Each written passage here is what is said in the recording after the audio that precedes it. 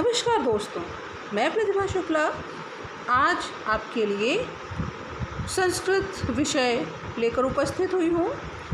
आज मैं कक्षा 8 के विद्यार्थियों को ज्ञान मंजूषा से संग्रहित पाठ पढ़ाने जा रही हूँ। बच्चों, आज मैं आपको जो पाठ पढ़ाने जा रही हूँ उसका शीर्षक है अस्माकं देशः।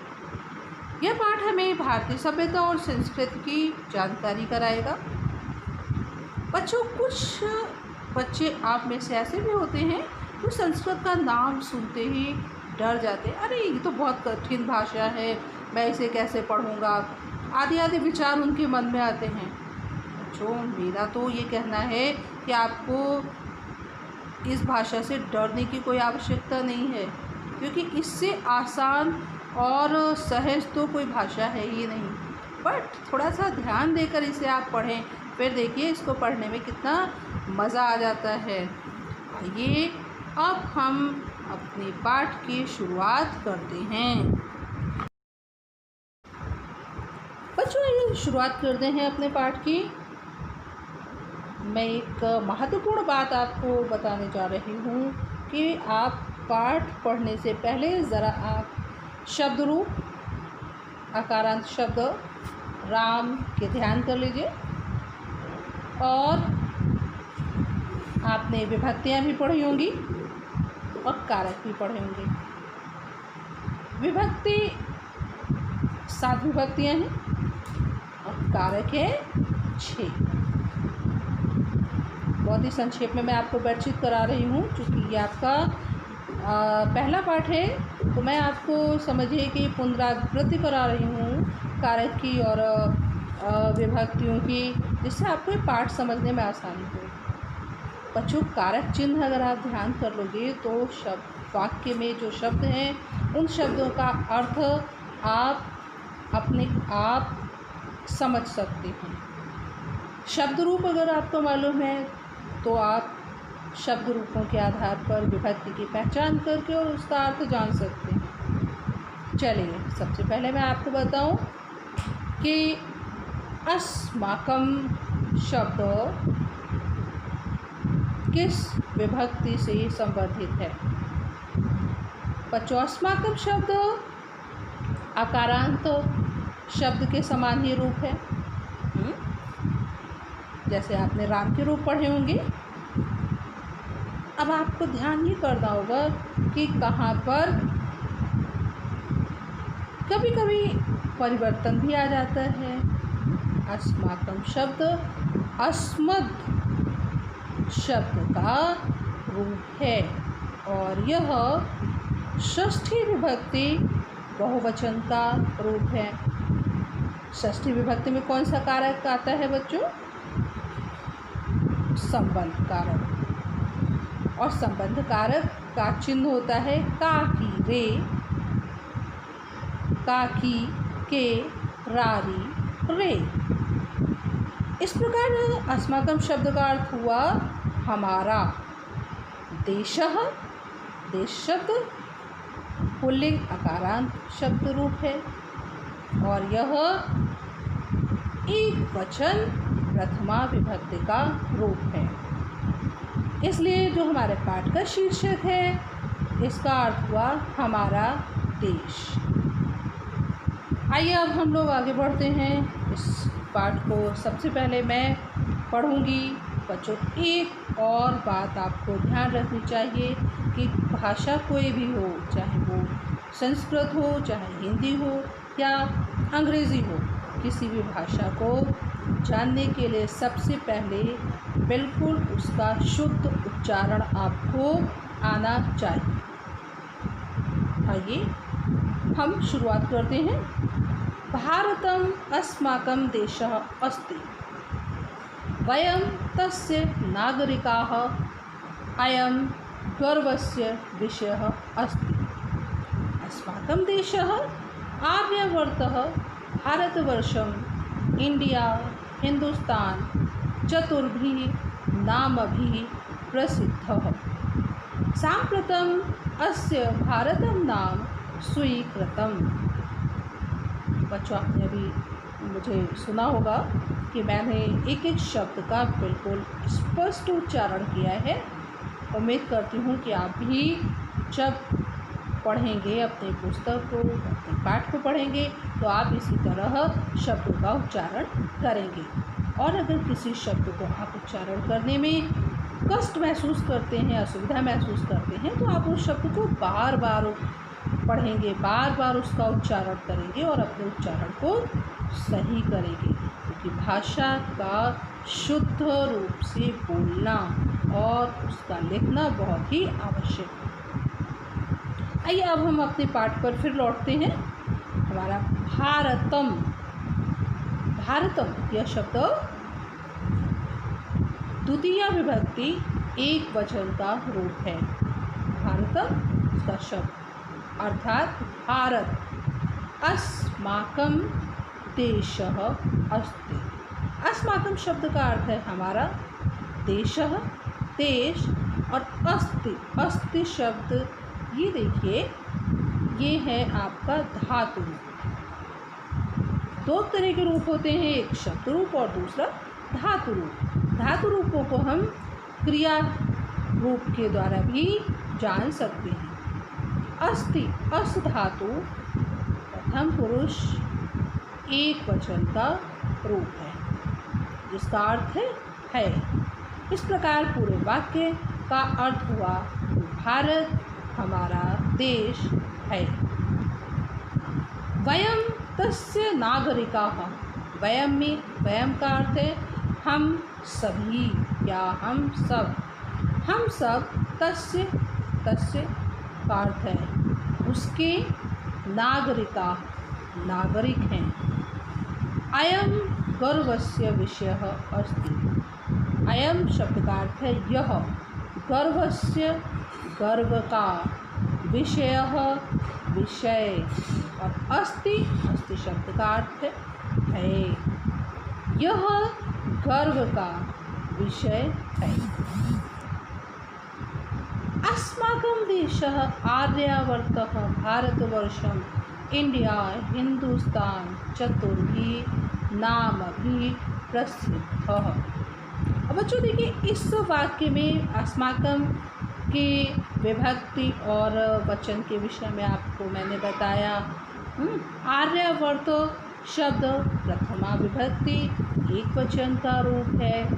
चतुर्भिः ये नया शब्द है। चतुर्भिः यह शब्द तृतीया विभक्ति बहुवचन का रूप है।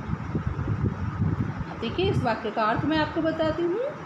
अस्माकं देशः, अस्माकं हमारा, देशः देश, आर्यावर्त भारतवर्षं भारतवर्ष, इंडिया हिंदुस्तान, चतुर्भिः नामभिः, चतुर्भिः शब्द का अर्थ है चार, नामभिः नामों से। मैंने अभी आपको बताया था कि चतुर्भिः शब्द और नामभिः शब्द तृतीया विभक्ति बहुवचन के रूप हैं। तृतीया विभक्ति का चिन्ह है से, इसलिए इन शब्दों का अर्थ हुआ चार नामों से। प्रसिद्ध, प्रसिद्ध है। साम्प्रतम अस्य भारतम नाम स्वीकृतम। साम्प्रतम, साम्प्रतम शब्द का अर्थ है वर्तमान समय में या आजकल। अस्य, अस्य शब्द षष्ठी विभक्ति एक वचन का रूप है। इसका अर्थ हुआ इसका, आजकल इसका, भारतम भारत, नाम स्वीकृतम, स्वीकृतम अर्थात स्वीकार किया गया है। आजकल इसका भारत नाम स्वीकार किया गया है। भरत नाम्ना त्रयः महापुरुषाः अस्मिन् देशे अभवन्। अब देखिए, इस वाक्य में नाम्ना, नाम्ना शब्द भी तृतीया विभक्ति एक वचन का रूप है। महापुरुषाः, महापुरुषाः शब्द प्रथमा विभक्ति बहुवचन का रूप है। अस्मिन् शब्द सप्तमी विभक्ति एक वचन का रूप है और देशे शब्द भी सप्तमी विभक्ति एक वचन का रूप है। उसके बाद शब्द है अभवन। यह क्रिया रूप है या हम दूसरे शब्दों में कह सकते हैं धातु रूप है। भू धातु लंग लकार प्रथम पुरुष बहुवचन का रूप है। आइए अब पूरे वाक्य का अर्थ मैं आपको बता दूं। भरत नामना, भरत नाम से, त्रयः, त्रय शब्द का अर्थ है तीन। भरत नाम से तीन महापुरुष अस्मिन् देशे, इस देशे देश में, अभवन, अभवन अर्थात हुए। तेषु एकः दुष्यन्तस्य पुत्रः भरतः आसीत्। तेषु शब्द सप्तमी विभक्ति बहुवचन का रूप है। दुष्यन्तस्य यह शब्द षष्ठी विभक्ति एक वचन का रूप है और आसीत यह धातु रूप है। अस धातु लंग लकार प्रथम पुरुष एक वचन का रूप है। तेषु अर्थात उनमें एक दुष्यन्तस्य, दुष्यंत का पुत्र भरतः आसीत्, भरत था। यह भी तीन नाम महापुरुषों के विषय में बताया गया। उनमें से एक राजा दुष्यंत का पुत्र भरत था। तेन एव नामना अस्य देशस्य नाम भरतः अभवत्। तेन, तेन शब्द तृतीया विभक्ति एक वचन का रूप है। एव शब्द का अर्थ होता है ही। तेन उनके, एव ही उनके ही, नामना नाम से, अस्य देशस्य इस देश का नाम भारतः अभवत्, भारत हुआ। प्रजानां भरणात् अपि भारतः उच्यते। प्रजानाम शब्द षष्ठी विभक्ति बहुवचन का रूप है। भरणात्, भरणात् शब्द पंचमी विभक्ति एक वचन का रूप है। प्रजानाम प्रजाओं के, भरणात्, भरणात् शब्द का अर्थ है पालन पोषण करने से। प्रजाओं के पालन पोषण करने से, अपि शब्द का अर्थ होता है भी। भारतः उच्यते, उच्यते शब्द का अर्थ है कहा जाता है। प्रजाओं के भरण पोषण करने से भी भारत कहा जाता है। अयं पुरा स्वर्गतुल्यः आसीत्। अयं यह पुरा प्राचीन काल में, स्वर्गतुल्यः स्वर्ग के समान, आसीत्, आसीत् शब्द का अर्थ था। यह प्राचीन काल में स्वर्ग के समान था। देवाः अपि अस्मिन् जन्म लब्धुम् स्पृहन्ति स्म। देवाः, देवाः शब्द प्रथमा विभक्ति बहुवचन का रूप है। अस्मिन् शब्द सप्तमी विभक्ति एक वचन का रूप है। अब एक शब्द आया है लब्धुम। इस शब्द में प्रत्यय का प्रयोग हुआ है और उस प्रत्यय का नाम है तुमुन।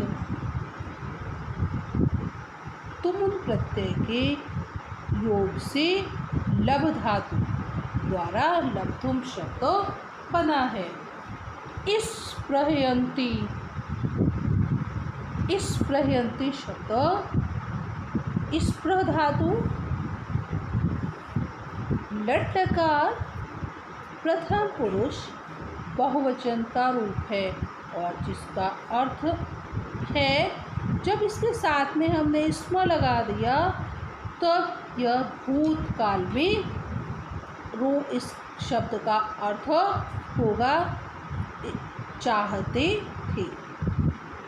देवाः अपि, देवाः देवता भी, अस्मिन् यहाँ पर या इस में, जन्म लब्धुम पाने के लिए, इस प्रहयन्ति स्म चाहते थे।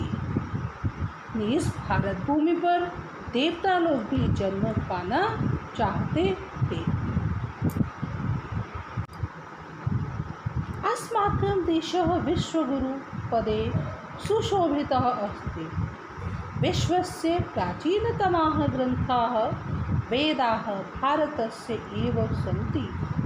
तेषु ज्ञानविज्ञानं कला संस्कृतिः निहिताः। अस्य संस्कृतिः प्राचीनतमा सर्वोत्तमा च अस्ति। वसुधैव कुटुम्बकम् इति घोषः अस्य संस्कृतेः एव भावना अस्ति। प्राचीनकाले अयं देशः प्राकृतिकसम्पदा सुसम्पन्नः आसीत्। अतः सोने की चिड़िया नाम्ना अपि प्रसिद्धः आसीत्। अस्माकं देशः, अस्माकं शब्द का अर्थ है हमारा, देशः देश, विश्वगुरु पदे, विश्वगुरु पदे पद पर, सुशोभितः अस्ति, सुशोभित है।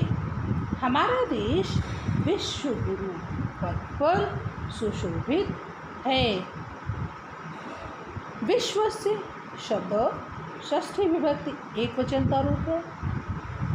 विश्व के प्राचीनतमाः, प्राचीनतमा शब्द का अर्थ है सबसे प्राचीन, ग्रंथाः वेदाः सबसे प्राचीन ग्रंथ वेद भारतस्य एव सन्ति भारत के ही हैं। तो जितना भी प्राचीन साहित्य आपको मिलेगा वो सब भारत के ग्रंथों और वेदों में उपलब्ध है। तेषु उनमें ज्ञान विज्ञानम कला संस्कृति निहिता है। में किन किन विषयों की जानकारी मिलती है? ज्ञान विज्ञान कला और संस्कृति, निहिता मीन्स उपस्थित है, या दूसरे शब्द में कह सकते हैं लिखी हुई है। तो उन ग्रंथों और वेदों में ज्ञान विज्ञान कला और संस्कृति निहित है, लिखी हुई है। अस्य संस्कृति ही प्राचीनतमा सर्वोत्तमा च अस्ति। बच्चों इस वाक्य में दो शब्द हैं, प्राचीनतमा और सर्वोत्तमा। ये शब्द स्त्रीलिंग में हैं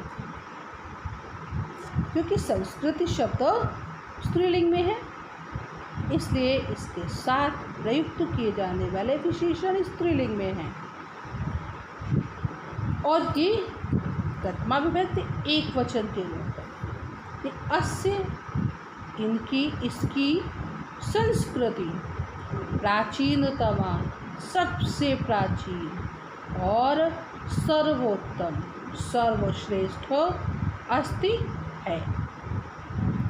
वसुधैव कुटुम्बकम इति घोषः अस्य संस्कृतेः एव भावना अस्ति। वसुधैव। यह शब्द दो शब्दों को मिलाने से बना है, अर्थात यहाँ पर संधि कार्य हुआ है। दो शब्द हैं, वसुधा प्लस एव।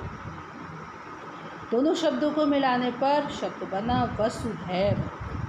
यहाँ वृद्धि संधि है क्योंकि आ और ए मिलकर ऐ आदेश हुआ है, इसलिए यह शब्द वृद्धि संधि का उदाहरण है।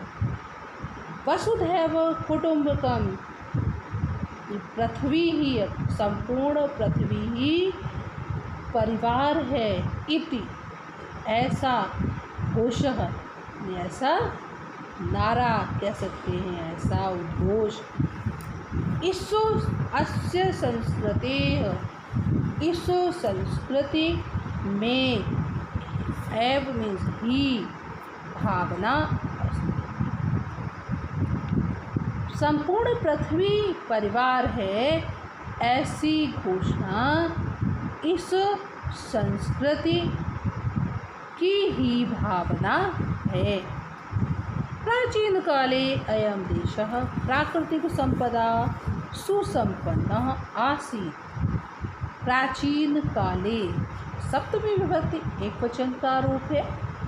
प्राचीन काले, प्राचीन काल में, अयं देशः, यह देश, प्राकृतिक संपदा, प्राकृतिक संपदा से, प्राकृतिक जो बस चीज़ें मनुष्यों को मिले हैं, पहाड़, नदियाँ, वायु, जल, इन सब से सुसंपन्न आसीत्। सुसंपन्न में समृद्ध। प्राचीन काल में यह देश प्राकृतिक संपदा से समृद्ध था। अतः सोने की चिड़िया नामना अपि प्रसिद्ध आसीत्। अतः सोने की चिड़िया नामना, नाम से भी प्रसिद्ध आसीत्, प्रसिद्ध था।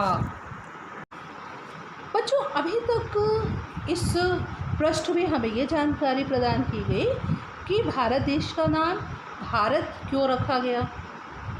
दूसरा, भारतीय संस्कृति के विषय में जानकारी दी गई कि भारतीय संस्कृति की क्या विशेषताएं थीं, वह किस प्रकार की संस्कृति थी, किन किन विचारों को भारतीय संस्कृति में प्रस्तुत किया गया है। बच्चों, इस पृष्ठ में मैं आपको बताने जा रही हूँ भारत की भौगोलिक स्थिति के विषय में। आइए देखते हैं क्या भारत की भौगोलिक स्थिति के विषय में चर्चा की गई है। भारतस्य उत्तरदिशि पर्वतराजः हिमालयः मुकुटमणिरिव शोभते। अस्य दक्षिणे जलनिधिः अनवरतम् अस्य पादं प्रक्षालयति। हिमालयः शत्रुभ्यः देशस्य रक्षां करोति। अस्य पर्वतस्य शिखराणि हिमैः आच्छादितानि सन्ति, अतः हिमालयः नाम अभवत्। हिमालयात् अनेकाः नद्यः उद्भवन्ति। देशस्य विशालभूभागं च सस्यश्यामलं कुर्वन्ति। बच्चों, आपने एक छोटी कक्षा में कविता पढ़ी होगी, उत्तर में खड़ा हिमालय सागर चरणों को धोता है। वही बात यहाँ पर बताई जा रही है। भारतस्य, भारत शब्द, यह शब्द षष्ठी विभक्ति एक वचन का रूप है। उत्तर दिशि, यह शब्द सप्तमी विभक्ति एक वचन का रूप है। पर्वतराजः प्रथमा विभक्ति एक वचन का रूप है। मुकुटमणिरिव, अब देखिए ये एक विशेष शब्द है। यह शब्द संधि का उदाहरण है। इसे जब हम विच्छेद करेंगे तब हमें पता चलेगा कि यह शब्द किन दो शब्दों से मिलकर बना है। मुकुटमणि और इव, पहला शब्द मुकुटमणि और दूसरा शब्द है एवं। इन दोनों को मिलाने से यह एक शब्द बना और यह शब्द विसर्ग संधि का उदाहरण है। अब आइए इस वाक्य का मैं आपको अर्थ बताऊं। भारतस्य, भारत के उत्तर दिशा में पर्वतराज,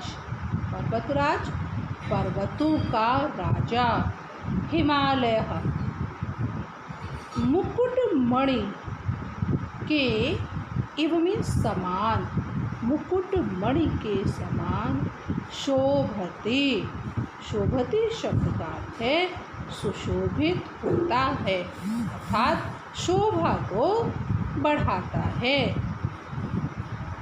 अस्य दक्षिणे, इसके दक्षिणे, दक्षिण में जलनिधि, जलनिधि शब्द का अर्थ होता है जल का खजाना।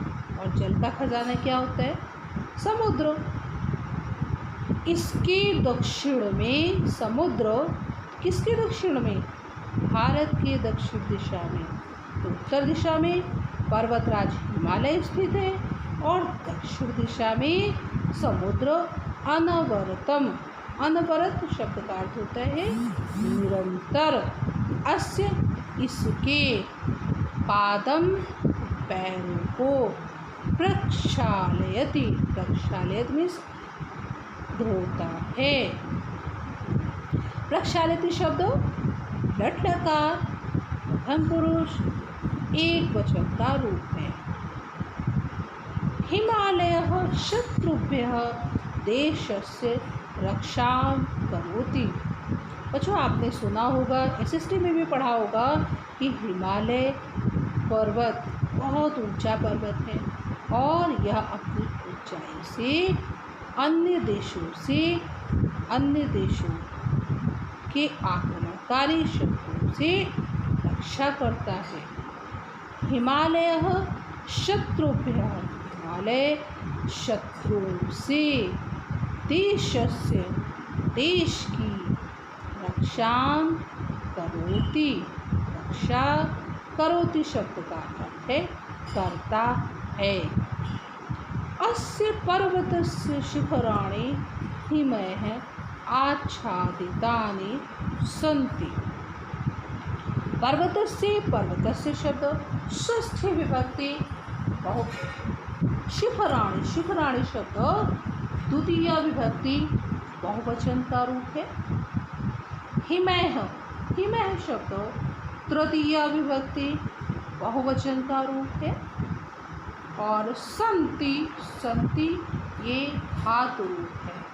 अस धातु लट लकार प्रथम पुरुष बहुवचन का रूप है। इस वाक्य का अर्थ इस प्रकार है, अस्य पर्वतस्य शिखराणि, इस पर्वत के शिखर, हिमैः, हिम मीन्स, हिम का अर्थ होता है बर्फ, बर्फ से, आच्छादितानि, आच्छादित शब्द का अर्थ होता है ढका हुआ। जब बहुवचन में इस शब्द का प्रयोग किया जाएगा तब इसका अर्थ होगा ढके हुए। और संत बहुवचन का रूप है, इसका अर्थ है हैं। पूरे वाक्य का अर्थ इस प्रकार है, इस पर्वत के शिखर बर्फ से ढके हुए हैं। अतः हिमालयः नाम अभवत, अतः इसलिए इस पर्वत का हिमालय नाम अभवत हुआ। अभवत शब्द भू धातु का लट लकार प्रथम पुरुष एक वचन का रूप है। हिमालयात् अनेकाः नद्यः उद्भवन्ति। हिमालयात् शब्द पंचमी विभक्ति एक वचन का रूप है। नद्यः, नद्यः शब्द प्रथमा विभक्ति बहुवचन का रूप है। और उद्भवन्ति, उद्भवन्ति शब्द भू धातु में उद उपसर्ग लगाकर इस शब्द का प्रयोग किया गया है। यह लट लकार प्रथम पुरुष बहुवचन का रूप है, जिसका अर्थ होता है उत्पन्न होते हैं, या अगर स्त्रीलिंग शब्द के साथ इस धातु रूप का प्रयोग किया जाएगा तो हो जाए, इसका अर्थ होगा उत्पन्न होती हैं। हिमालयात् हिमालय से अनेकाः नद्यः अनेकों नदियाँ उद्भवन्ति उत्पन्न होती हैं। और अगर सरल भाषा शब्दों में हम बताएं तो निकलती हैं, ये भी कह सकते हैं। देशस्य विशाल भूभागं च सस्यश्यामलं कुर्वन्। देशस्य देश के विशाल भूभाग को, जो देश के विशाल भूखंड है, जो भूमि है, और उसे सस्य श्यामलम, सस्य श्यामल मीन्स हरा भरा, हरियाली से युक्त, कुर्वन्ति करती हैं। कुर्वन्ति शब्द क्री धातु लट लकार प्रथम पुरुष एक वचन का रूप है। अब जो इस पाठ का अंतिम पैराग्राफ है, इसमें यह बताया गया है कि भारत में विभिन्न धर्मों के लोग रहते हैं। हिंदू भी रहते हैं, मुस्लिम भी रहते हैं, सिख भी रहते हैं, ईसाई भी रहते हैं। लेकिन हमारे देश की संस्कृति ऐसी है कि इस संस्कृति में सभी धर्मों को समान स्थान दिया गया है, और संविधान में इस भाव को अभिव्यक्त करने के लिए जो शब्द प्रयुक्त है वह है धर्म निरपेक्ष। इसलिए हमारे देश की विशेषता है धर्म निरपेक्षता। आइए अब हम इस अंतिम पैराग्राफ को पढ़ते हैं। अस्माकं देशः धर्मनिरपेक्षः देशः अस्ति। अस्माकं शब्द का अर्थ है हमारा, देशः देश, धर्मनिरपेक्षः धर्मनिरपेक्ष देश अस्ति है। अस्मिन् अनेक धर्माणां जनाः परस्परं मैत्री भावेन निवसन्ति।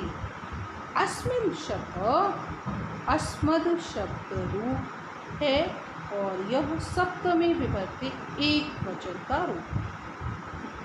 अनेक धर्माणां, यह शब्द षष्ठी विभक्ति बहुवचन का रूप है।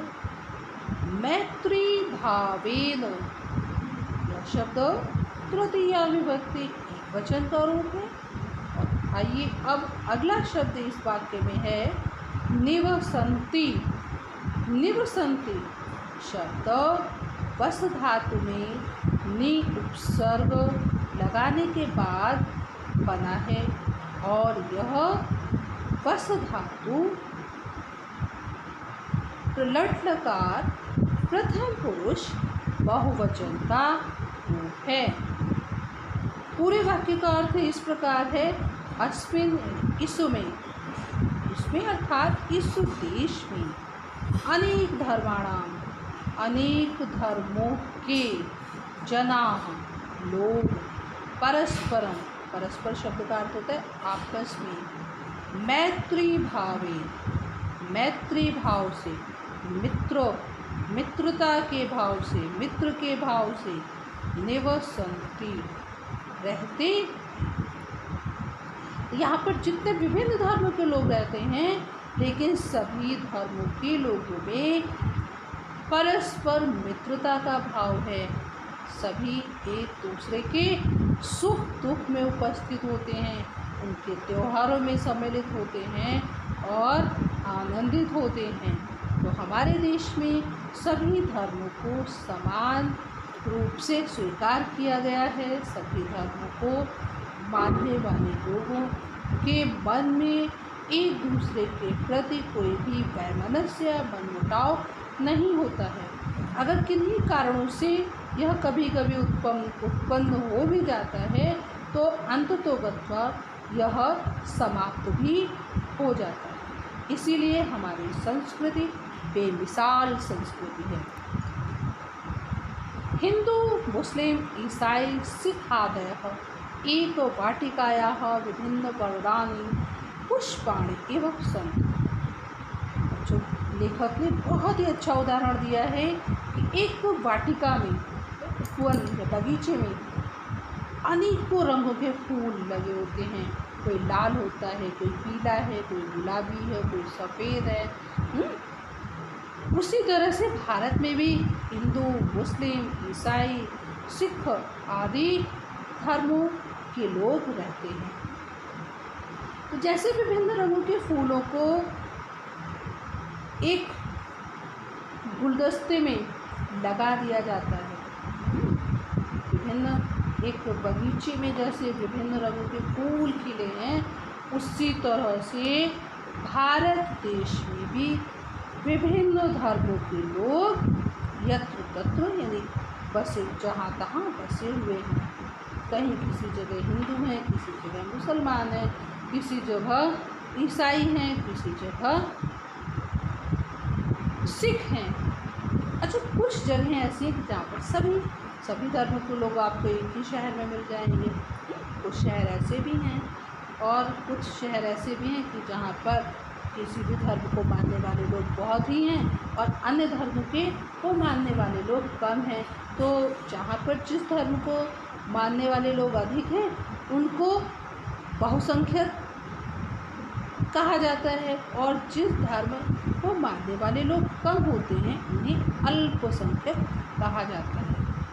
लेकिन ये सभी जैसे बगीचे में मान लीजिए गुलाब के फूल बहुत हैं तो गेंदे के कम हैं, चंपा के बहुत अधिक हैं तो चमेली के कम है। उसी तरह से भारत देश में भी हिंदू मुस्लिम सिख ईसाई ये सभी धर्मों के लोग रहते हैं। अयं देशः अनेकेषां महर्षीणां महापुरुषाणां महावीराणां च जन्मभूमिः अस्ति। अयं यह देशः देश अनेकेषां शब्द षष्ठी विभक्ति बहुवचन का रूप है। अनेकों महर्षीणां महर्षियों की, महापुरुषाणां महापुरुषों की, महावीराणां महान वीरों की, जन्मभूमि अस्ति है। इस देश में अनेकों महर्षि ऋषि मुनि महापुरुष, ऋषि मुनियों की बात की जाए तो शाकुंतल्य ऋषि परशुराम, द्रोणाचार्य और भी ऋषि, बहुत से ऋषि महापुरुषों की अगर चर्चा की जाए तो हम गिनते रहेंगे, वो कभी समाप्त नहीं होंगे। दयानंद सरस्वती, विवेकानंद, सुभाष चंद्र बोस, महात्मा गांधी। और अगर वीरों की बात की जाए तो शिवाजी, महाराणा प्रताप, ऐसे अनेकों उदाहरण भारत में उपलब्ध हैं। अगर उन्हें गिना जाए तो शायद गिनतियाँ समाप्त हो जाएं और हम उनके नामों का उल्लेख नहीं कर पाएंगे। बच्चों, मैंने आपको अभी हमारे देश की सभ्यता और संस्कृति के विषय में जो इस पाठ में बातें बताई गई हैं, मैंने उनसे आपको अवगत कराया। आपको मैं एक यह बात अवश्य बताना चाहूँगी कि संस्कृत भाषा को पढ़ने के लिए आप शब्द रूप, क्रिया रूप अर्थात धातु रूप को ज़रूर समय समय पर दोहराते रहें, जिससे आप इस भाषा में अभिव्यक्त किए जाने वाले विचारों को आसानी से समझने में सक्षम होंगे। जैसे आज मैंने आपको पाठ में दिए गए सभी शब्दों का विभक्ति, पुरुष, वचन आदि के विषय में पूरी जानकारी कराई। बच्चों, आप लोग भी पाठ में दिए गए कठिन शब्दों का उच्चारण बार बार करें। बच्चों, अगर आपको मेरा ये वीडियो पसंद आया हो तो आप मेरे वीडियो को लाइक करें, मेरे चैनल को सब्सक्राइब करें और बेल आइकन को प्रेस करना ना भूलें, जिससे मेरे वीडियो आप तक सबसे पहले पहुँचे। अगले वीडियो में मैं एक और नए विषय के साथ आपके सामने प्रस्तुत होंगी। तब तक के लिए धन्यवाद।